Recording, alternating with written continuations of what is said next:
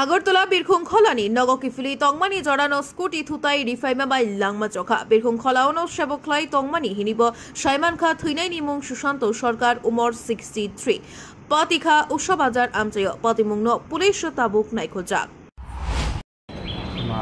অ্যাক্সিডেন্টটা হয়েছে 2:10 থেকে 2:30-এর মধ্যে অ্যাক্সিডেন্ট হয়েছে। তাই নিয়ে ডিউটি সেরে বাড়িতে যাচ্ছিল, তখন ক্রসিং টাইমের ভিতরে পিছনে একটা স্কুটি ছিল অ্যান্টক স্কুটি বাড়ি দিয়ে চলে গিয়েছে। তারপরে আমি খবর পেলাম, পাওয়ার পরে আমি এয়ারপোর্টে ছিলাম, আমার ডিউটি এয়ারপোর্টে ছিল। তখন সঙ্গে সঙ্গে আসলাম, আসার পরে দেখি ও রাস্তার সাইডে একটা কেউ বোতল নিয়ে সাইডে রেখেছিল। তখন আমি এবার ওকে এখান থেকে তুলে অটোতে তুলেছি। ক্লাবের তারা কী করেছে, ফায়ার সার্ভিসকে ফোন করেছিল।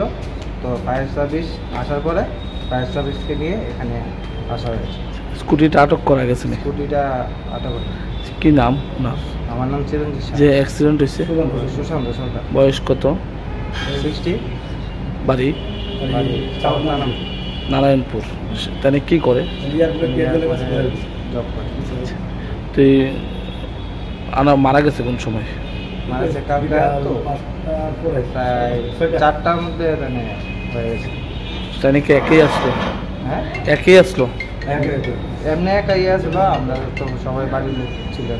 এক্স্যাক্টলি অ্যাক্সিডেন্টটা হয়েছে কোন জায়গাতে?